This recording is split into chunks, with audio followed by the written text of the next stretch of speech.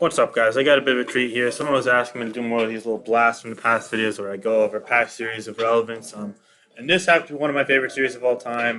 Got some classics. So it is McMeghan Tour 20. We're all the way back in, let's see what year this was. 2015, yup, yup, yup. So got some interesting names to play off. Pokemon Maniac Livio was the one seed. So you know this is way back when. He lost to Ox to Fox. My man Ox made the top 8 of Smogon to play. So you know this is long ago.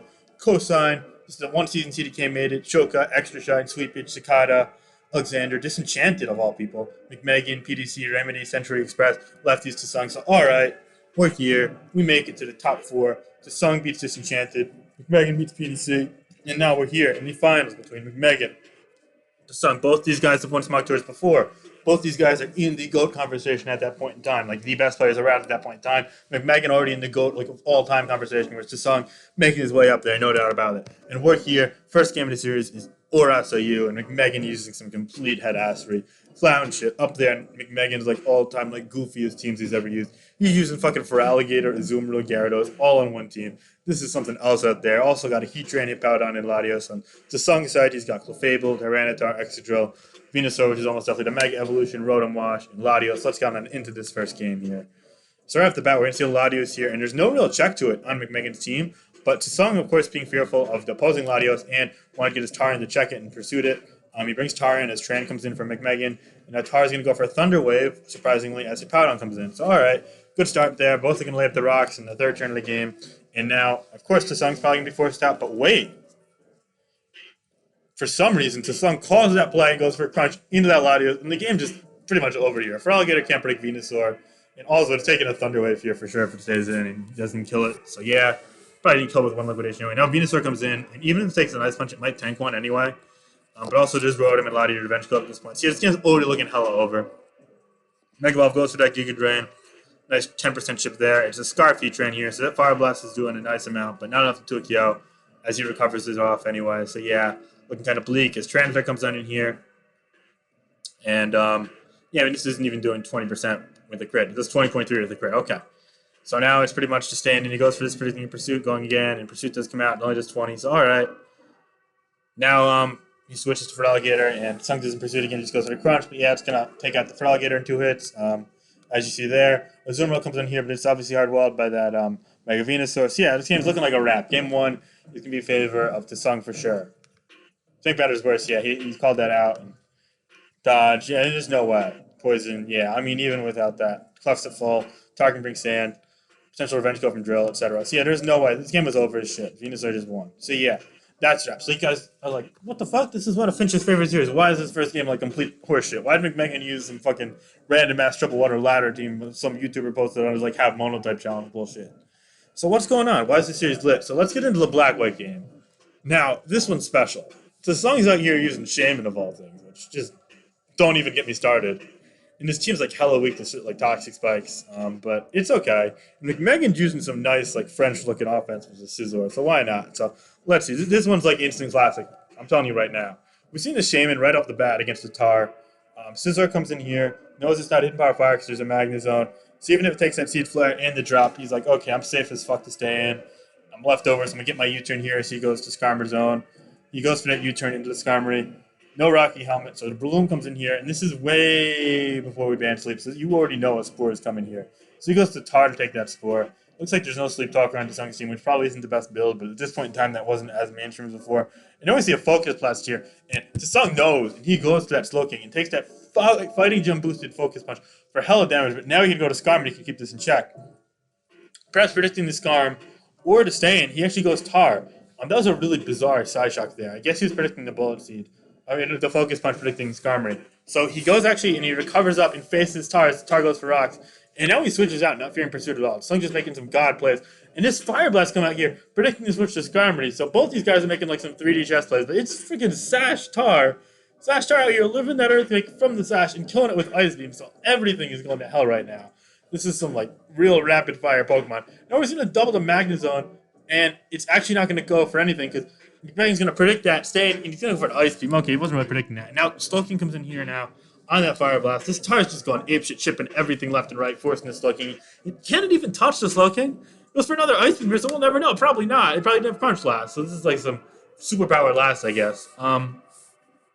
Alright, so now I assume the Scizor Bloom comes in. He goes Scizor, he goes Skarmory, and I assume on that U-turn here, yeah, he goes U-turn, not want to get trapped.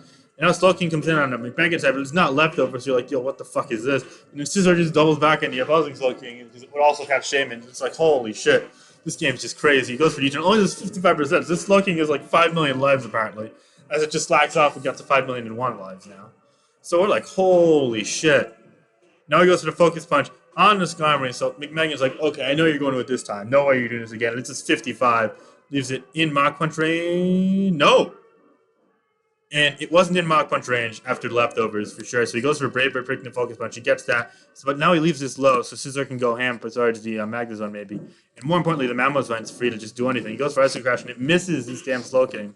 So now the Dragonite comes in, and Scald doesn't burn. And now he goes Mamosvine on the Skarmory. And now he goes, Slowking comes back in here on another Ice Shard this time. Now on a miss. Now Dragonite comes in. No burn again. So the Sleeping Tar comes in. And the Sleeping Tar just gets absolutely obliterated by that Earthquake critical hit. No doubt about that was killing.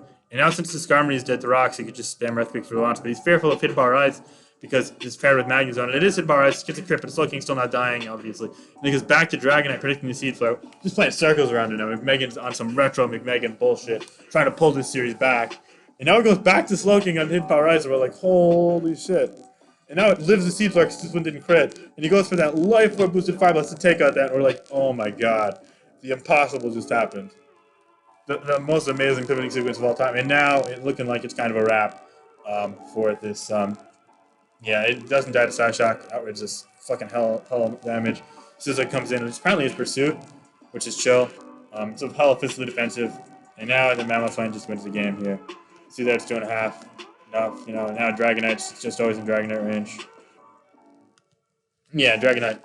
Outrage kills. And this freaking 3% Dragonite, I've lived in the Side Shock and the Scalds, wins the game. Insanely close. Yeah, Tesung didn't get the best luck with the Scalds, but it was only 50-50. It was 2 Scalds anyways. This was just one of the like instant classics of Black White. I'll never forget this game. We saw some crazy shit. We saw Shaman. We saw some amazing pivoting on both ends. This was like instant classic material. This is my favorite game of the set by far. And now game 3 is in DPP. So on Tesung's side, we're seeing lead Zapdos against Empoleon. So probably going to bring down like Sash. And going to see a Torrent Hydro Pump here. And it actually just goes Ice Beam, which puts it at still low health. And now Starmie comes in predicting the Aqua Jet, and that's right. Only takes 13% from the Torrent Jet. You're going to go for another here. Hydro Pump, yeah. So it's probably like a 4-attack Empoleon then. Or it could have just lacked Grass Knot. Who knows? Either way, Kingdra comes in here, so it's looking like an offensive game. He goes for Drag Pulse, he crits this. And now, given that it's offensive, he crit, yeah, it didn't put it in Hydro range, but it did really wasn't spec Kingdra, so he just boomed. He didn't want to get Rain Dance all over, because it looks like we're both playing offense. Now Tar comes in, and it eats that pump easily, but it crunches into the Culver Berry, so it's like, oh shit, yo. McMeghan's like a step behind you. That ain't good. So another Hydro connects, and like now this Starmie lives, so it's kind of like sort of lopsided here, but not really, because like both these Pokemon are hella weak, and this is a Mach Punch Bloom, so it takes that out easy. So now all Tesung has is the Switch Initiative and a slightly alive Zapdos, like 10%. But then Tran comes in here and misses a Fire Blast into that Nape, which is mad unfortunate for Tesung. This Nape looking like a threat, so probably can see Zapdos being fired here. Yep, so let's go Zapdos, and we're like, okay, shit. 3 on 3. We know 2 Pokemon on both once he goes something out, but Tesung gets Switch Initiative. He goes to Pert here. It's like, okay, this ain't Grass Knot, it's not Life Orb. He goes to U-turn into Breloom, and Ice Punch here, clutching that kill with a critical hit. If this banded, probably didn't matter though. Now Infernape comes back in, close combat. Is it banded? Yeah, it's banded, but that Ice Punch still does 41%, leaving that Infernape low, and it's going to get Tesung Switch Initiative. So the last from McMeghan is going to have to carry past 2 Pokemon here. One of them being Heatran, the other one being probably Kingdra. Oh shit. And it eats that with ease. Is he going to go for Rain Dance? Yeah, he does. And he's going to hit that Hydro Pump here. And now it's going to come down. What does this last? Can it beat these 2? It's a Lucario. It's got a chance. But it doesn't go for E-Speed. So it was an Agility Lucario? Could this have been a Scarf? I don't know, but who knows? Really tense series. Came down on the wire in this game and Black-White. Kind of slow and quick and sloppy iteration, but I really wanted to show these games to you guys because I feel like a lot of my viewers are within like the last year or two. So me and you guys use games. Hey, you're going to gain some little culture here. But yeah, I hope you enjoyed. More blasts from the past in the future. Hope you guys enjoyed though. Peace.